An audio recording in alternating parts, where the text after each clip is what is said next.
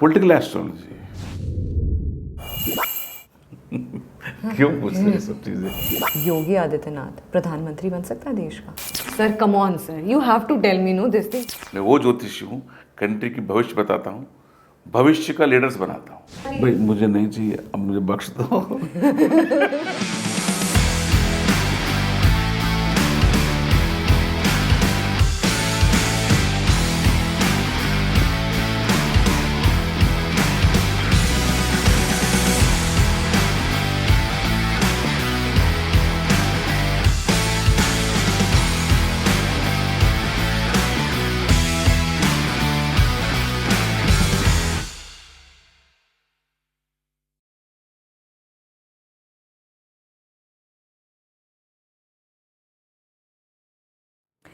नमस्कार, आज हम इस प्लेटफॉर्म पे, इस चैनल पे एक नया सब्जेक्ट लेकर के आए हैं जो हमेशा की तरह बहुत अलग, बहुत जुदा और बहुत इंटरेस्टिंग सब्जेक्ट है।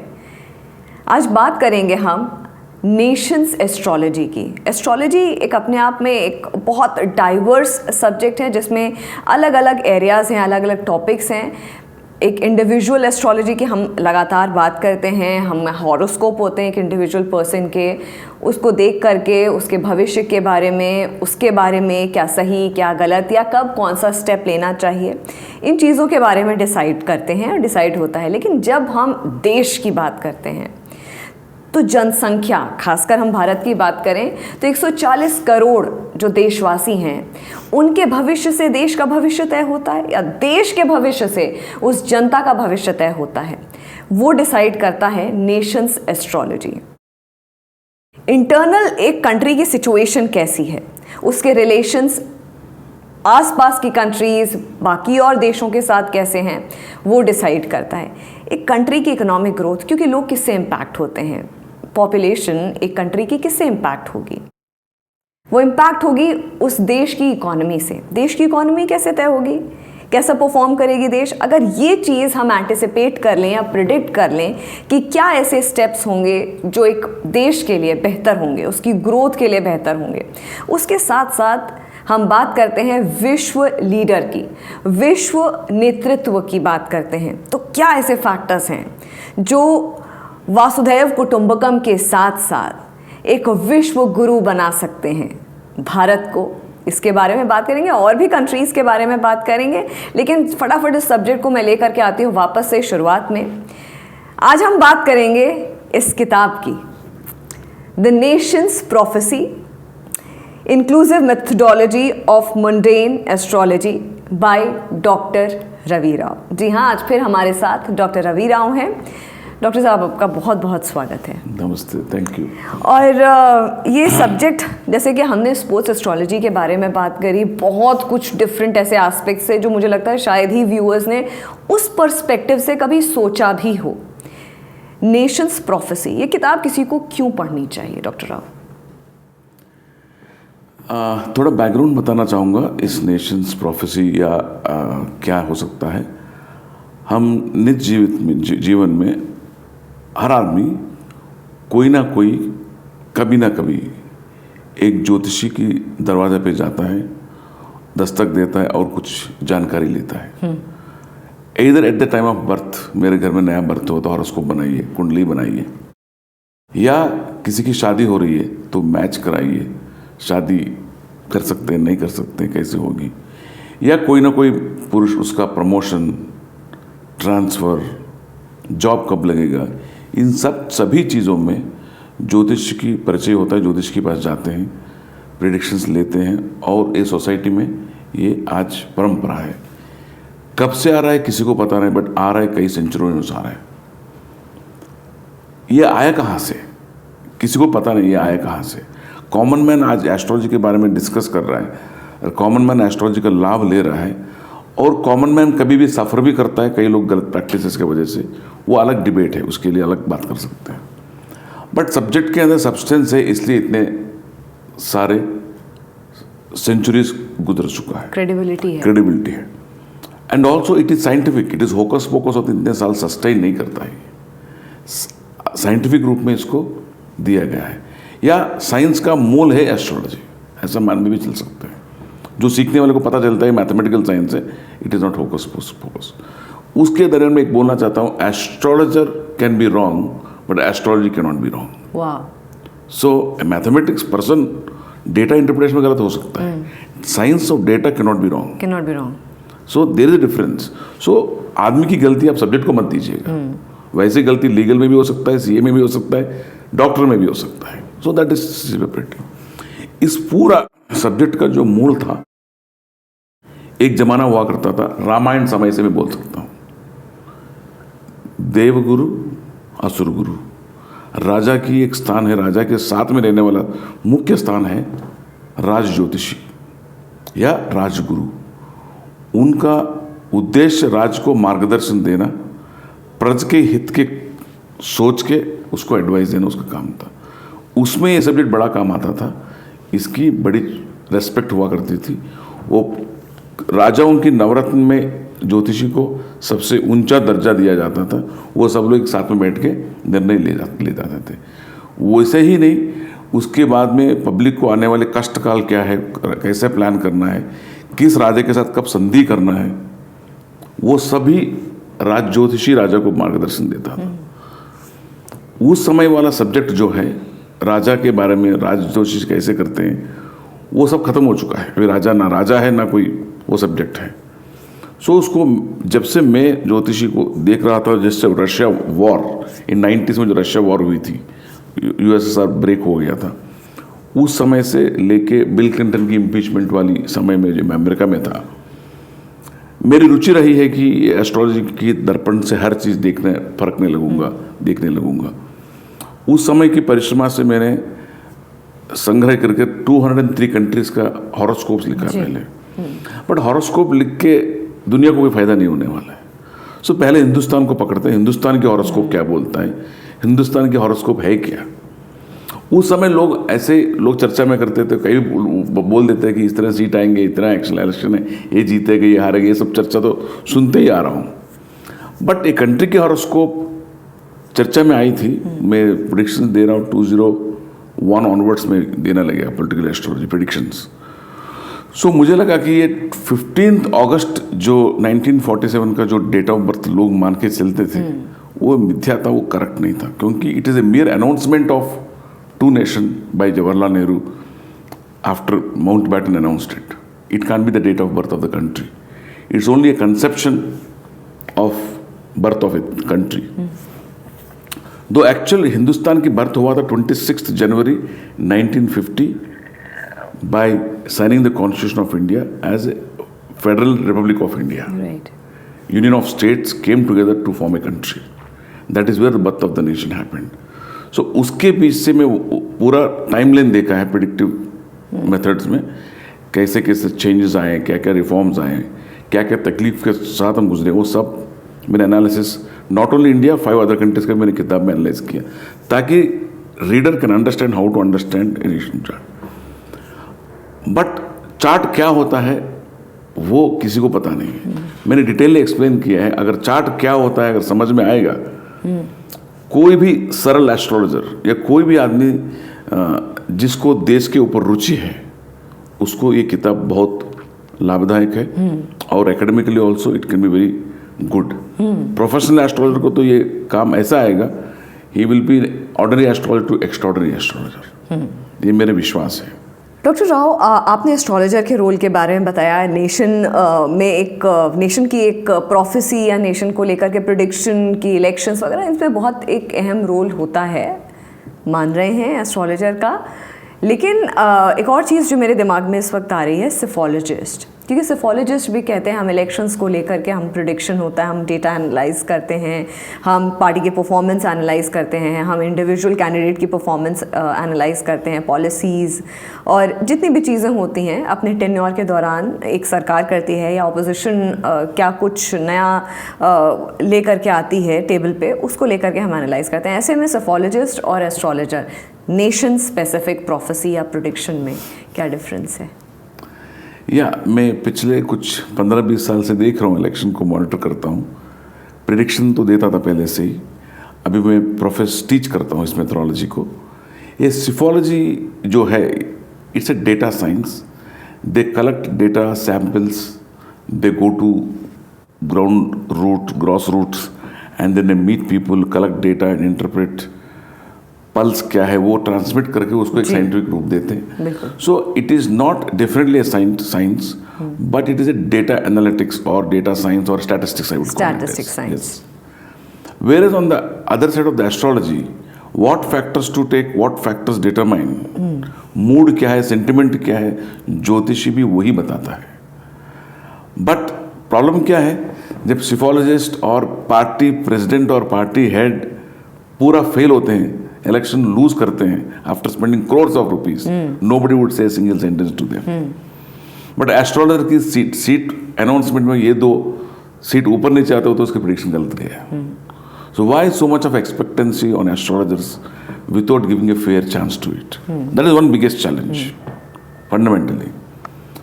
ऐसा नहीं कि एस्ट्रोलॉजर नहीं बता पाएगा, उसको fair chance, fair research, fair amount of data और नंबर ऑफ आवर्स दे दीजिए. They too can give correct predictions without going into the public, without going and meeting anyone, without even seeing. If I were to give, I don't need to see the candidate's horoscope.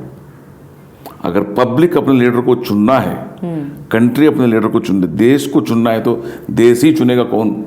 देश वरमाला पहनाएगा, भाई तुम मेरे country को rule करो. ऐसे कितने लोग को पता है कि कितने प्राइम मिनिस्टर, हमारे 15 प्राइम मिनिस्टर आ चुके थे, जो ना सोचा था वो सब लोग प्राइम मिनिस्टर बन गए थे एक जमाने में.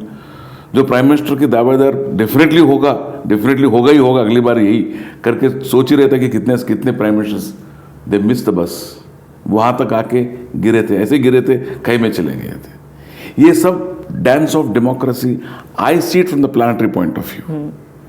Other see it from the party politics, other see it as something else. हर आदमी के अपने अपने डायरेक्शन है. मैं तो being an astrologer, I fall in love with the subject. I have understood this subject very well. Now मैं ज़्यादा साइलेंस में मानता हूँ, क्योंकि अभी क्या है, इस रेस में जाके मुझे खिचड़ी नहीं बनाना है.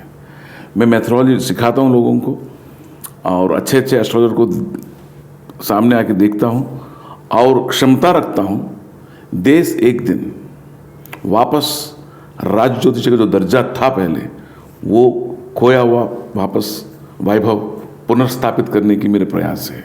डॉक्टर राव, मुझे एक और चीज़ आपके इस आंसर से समझ में आई है कि एक अच्छा एस्ट्रोलॉजर, एक अच्छा सेफोलॉजिस्ट बन सकता है, लेकिन एक सेफोलॉजिस्ट, एक एस्ट्रोलॉजर देश के लिए, देश के भविष्य को प्रिडिक्ट करने के लिए या दिशा दिखाने के लिए वो थोड़ा कठिन रहेगा. लेकिन एक एस्ट्रोलॉजर, एक अच्छा सेफोलॉजिस्ट कई मायनों में बन सकता है. देश किस दिशा में जा रहा है, या देश के लिए क्या बेहतर है, देश के भविष्य के लिए, और क्या ऐसी पॉलिसीज़ हैं जो एक पर्टिकुलर गवर्नमेंट के लिए काम करी हैं या एक पर्टिकुलर सरकार के लिए नहीं काम की हैं. ऑपोजिशन अपने आप को किस तरह से स्ट्रॉन्ग कर सकता है, क्या पॉलिसीज़ हैं जिन पर काम किया जा सकता है. ये बहुत अच्छा सब्जेक्ट है.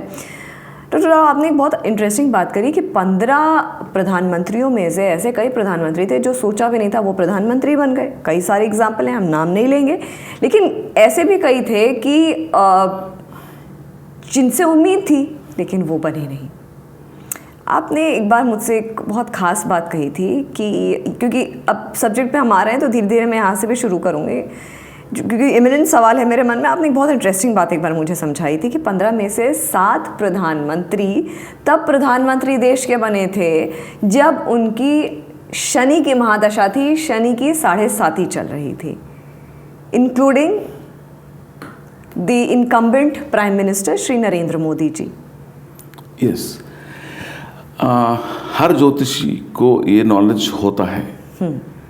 डेमोक्रेटिक कंट्री में there are 2 forms of government in the world, democratic, autocratic. Autocratic matlab it's like kingdom of ancient times. King is everything, king can do no wrong. That is autocratic government. Democratic governments are mostly elected by the people, for the people, by the people.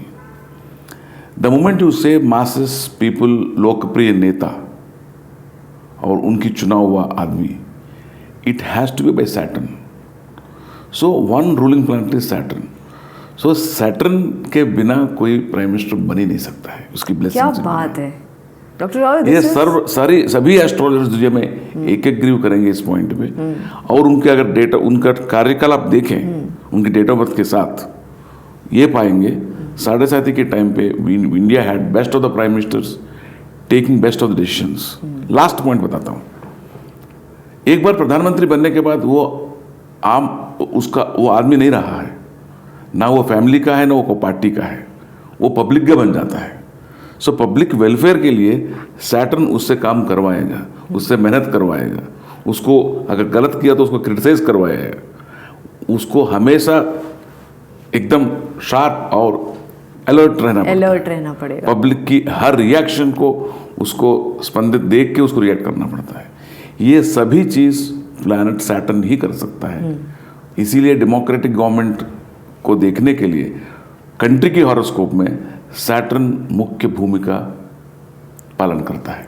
और Saturn को कहा भी जाता है कि it is a planet which is driven more by the कार्मिक accounts. उसके लिए आपके कर्म अलाइंड होने चाहिए, आपका शनि बढ़िया चलेगा। खैर, ये प्लैनेटरी पोजीशन पे तो मैं आऊँगी, लेकिन अभी फ़िलहाल किताब पे मैं वापस आती हूँ। इसमें एक बहुत ही समझने वाला ये विषय है कि मंडेन एस्ट्रोलॉजी, इससे क्या समझा जाए? मुंडेन एस्ट्रोलॉजी का मतलब है कि देश की भविष्य है। देश की भविष्य सिर्फ एक राजनीतिक परिस्थिति से नहीं बनती है, आर्थिक, इकोनॉमिक, पॉलिटिकल, जी, सोशल, जी, ये तीनों मिलके मुंडेन एस्ट्रोलॉजी बनता है। सोशल में स्पोर्ट्स भी आता है, कैलामिटीज भी आता है, रिफॉर्म्स भी आते हैं, पैंडेमिक्स भी आते हैं। पॉलिटिकल में पॉलिटिकल भविष्य मिलता है। इकोनॉमिक में स्टॉक मार्केट, बैंकिंग सिस्टम, लेन देन व्यवहार कैसा है, ट्रेड कैसा है, ये सब इसमें आता है। सो ये पूरा मिलके मुंडेन एस्ट्रोलॉजी बनता है। So mundane astrology is one of the very vital subject of astrology, ये मेरा मानना है। अच्छा, आपने एक बात बोली कि सोशल जब फैक्टर आता है मुंडेन एस्ट्रोलॉजी में, तो उसमें पैंडेमिक्स भी आते हैं। yes. ये कोविड-19 एक ऐसा टाइम था जिसको लेकर के अलग अलग वर्जन्स हैं सब, doctor Rao.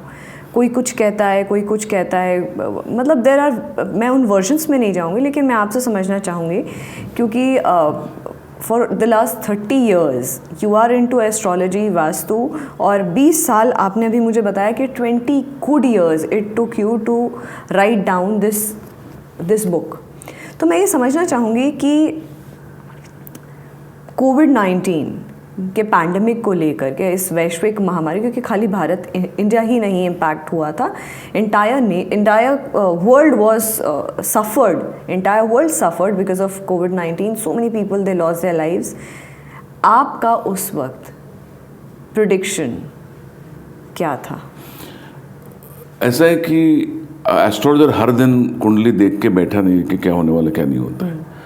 Somebody has to ask, somebody should see the combinations and able to predict.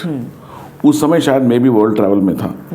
So when early signs आए हैं, सो अर्ली साइंस देखे तो ये महामारी किस तरफ से आता है, क्योंकि ये पहले किसी का अनुभव नहीं था। सो जहाँ तक मेरा रिसर्च रहा उस समय तक पैंडेमिक्स और कैलामिटीज़ में, मैं ज़्यादा तरफ अर्थक्वेक्स, टेररिस्ट अटैक्स, ये सब में ज़्यादा ध्यान देता था, स्पोर्ट्स में ज़्यादा ध्यान देता था। ये पैंडेमिक्स का मैं कभी देखा नहीं था उस समय, मतलब कैसे कैसे देखते हैं। और पर्सनली तो मुझे पता नहीं था ये सब क्या हुआ। जब होने के बाद मैंने थोड़ा सचेत होके इसकी पूरा सारे कंट्रीज़ का अध्ययन करने लगा, खास करके इंडिया कैसे सेल करेगा। मुझे लगा कि India will not go through third wave. And मैंने जितने लोगों को उस समय जो जूम मीटिंग्स कंडक्ट किए, मेरा सर्कल और मेरे क्लाइंट्स को, उन सबको अच्छे से, वो तो वही मेरा प्रधान कर्तव्य था कि कंट्री कोई बारे में ज़्यादा जानता नहीं था, कोई पूछने वाला नहीं था, बट जो हमारे कंट्री में हो रहा था और जो लोग के साथ मैं इंटरेक्ट किया था, वो लोग को सेफली सेल करके उनको बाहर निकलने के मार्ग हम चर्चा करते थे। Dos and don't dos basically, because it is a disease which nobody knows, even till date exactly nobody knows what happened, why it has happened. So it is a tough time for all, but we have done extremely well in terms of fighting it out, sending help to the rest of the world by our fantastic leadership, and it is a commendable job.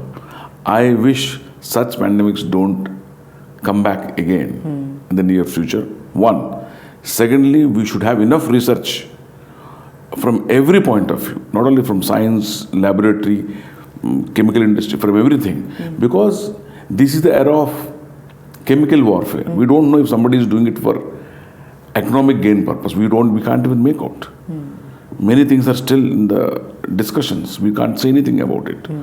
So, given fair chance of as an astrologer, or everybody has little bit of knowledge of astrology, they know how to safeguard themselves as a mechanism you develop for yourself. That way you can help your country by you being correct. That's what I wish. आने वाले time में आपको क्या लगता है कि India economically कहाँ अपने आप को स्टैब्लिश करता हुआ दिख रहा है आपको?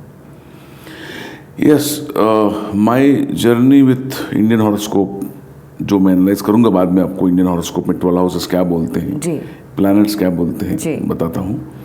बट ये जो ड्रास्टिक चेंजेस हुए थे, जो planets like Neptune, Pluto, these things are big changes. Like digital revolution is a big change which never 20 साल पहले हम एक्सपेक्ट नहीं कर सकते थे. फूड खाना घर पे आ जाएगा, गाड़ी बाहर मिल जाएगी फ्री में, Uber, all this Swiggy and all that, ये सब पहले नहीं था. अभी digital revolution has become so fast. It's a great change अपने आप में इस वर्ल्ड में. मुझे लगता है कि economics plays a very vital role. Political astrology के माध्यम से अगर मैं बोलूं जी, 3 फैक्टर्स हैं. Political stability gives economic growth. Economic growth gives social justice. ये तीनों आपस में लिंक्ड हैं. करेक्ट. पॉलिटिक्स को डिस्टर्ब करोगी, डिस्टॉर्ट करोगी, डेवलपमेंट सफर करेगा, आर्थिक व्यवस्था सफर करेगा.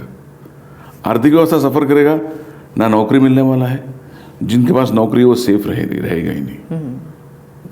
वॉर एंड बाकी सब चीज़ों में वो गवाएगा हर चीज़. ये हिस्ट्री गवाह है, इसलिए सब्जेक्ट इसका इम्पोर्टेंस बहुत है. सो दे तीनों लिंक्ड है. सो मैं हमेशा जब भी जो भी कंट्री में जाता हूँ सिर्फ पॉलिटिकल स्टेबिलिटी देखता हूँ, वहाँ पॉलिटिकल हालत क्या है. बट दैट इज़ द नस ऑफ दैट एंटायर कंट्री. जहाँ जहाँ पॉलिटिकल स्टेबिलिटी अच्छा है, आप भी अगर कोई कंट्री में जाते हैं, फर्स्ट सवाल क्या होगा आपका, इस शहर में क्राइम रेट कैसा है, लॉ एंड ऑर्डर कैसा है, यही तो पूछते हैं. अगर वो कंट्री टिकट भी नहीं खरीदते हैं, खरीदते हैं. यही हालत है, इसी के द्वारा माध्यम से पता चलता है. That is the importance of this subject and this book. फिलहाल ये कॉन्वर्सेशन हमारी जारी रहेगी, और भी सब्जेक्ट्स पे और भी विषयों पे बात करेंगे हम, लेकिन आप कहीं मत जाइएगा. हमारे अगले एपिसोड का वेट करिए. टिल देन, मी स्मृति रस्तोगी साइनिंग ऑफ.